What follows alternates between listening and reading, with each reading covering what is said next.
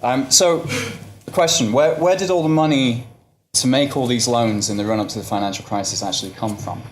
Well, as you probably saw this morning, this money didn't actually really come from anywhere. It was created by the banks when they make the loans. So every loan that a bank makes creates new money. Those numbers that you see in your bank account don't represent some pile of cash in the bank. They're actually just numbers in the accounting system of a bank. And because it's the banks that manage these accounting systems, they can create new numbers and, in effect, create new money. So if there's £100 in your account right now, then somebody else somewhere in the economy has £100 of debt. So we've just had a crisis that was caused because there was too much debt. What happens if we want to reduce how much debt we have? Well, the opposite process happens to what happens when you take out a loan. When you take out a loan, new money is created, and when you repay a loan, that money disappears from the economy. I'm not going to go through the accounting behind that, but it's just a fact of the way the banking system works. Sorry.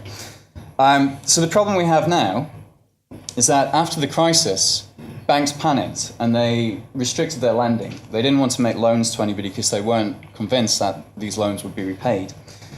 At the same time, people realized they took on too much debt and they decide that they need to make repayments on those debts. What's happening there is the money supply in the economy is actually shrinking.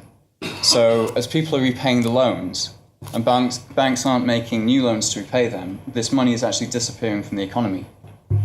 So the Bank of England saw this and realized that this was going to cause a problem. And this is partly why the government is so focused on getting banks lending again. The idea is that if banks start lending again, they'll create more money, which will get the economy going again. The problem is, if the crisis was caused by there being too much debt, then how can the answer be to put more debt into the economy? And this is what Adair Turner, the former chairman of the Financial Services Authority, actually said a couple of months ago.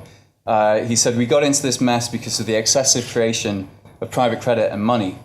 We should be concerned if our only escape route implies building up a future excess." So if the government's successful in getting people to borrow more and getting banks to lend more, we're probably laying the foundation for the next financial crisis.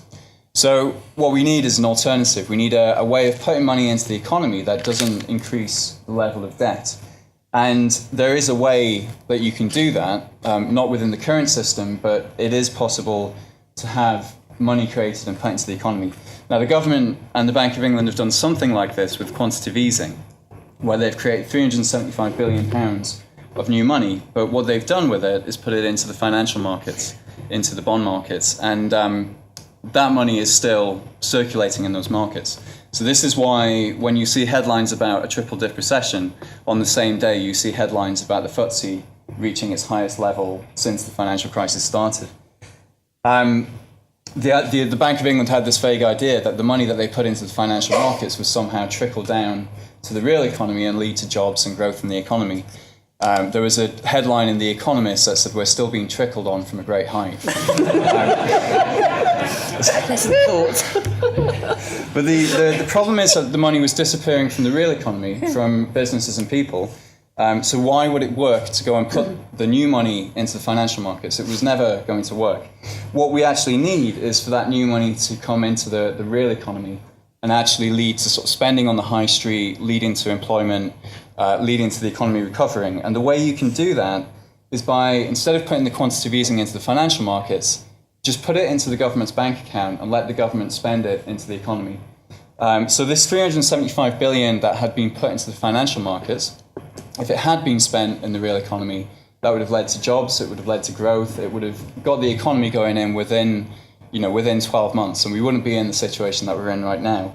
And it would have worked far more effectively than the austerity program that the government is implementing right now. The other thing is that as that new money comes into the economy, because there's no debt attached to it, it can be used to pay off the existing personal and household and private debt that we have. And that also, because of the accounting, reduces the size of the banks, which means less risk to the government if they go belly up again. So just to summarise, banks create money when they make loans. That means if we want more money in the economy in the current system, we have to go further into debt. If we want to reduce the level of debt, then we end up with less money in the economy. And that gives us a real catch-22, which we can't get out of right now.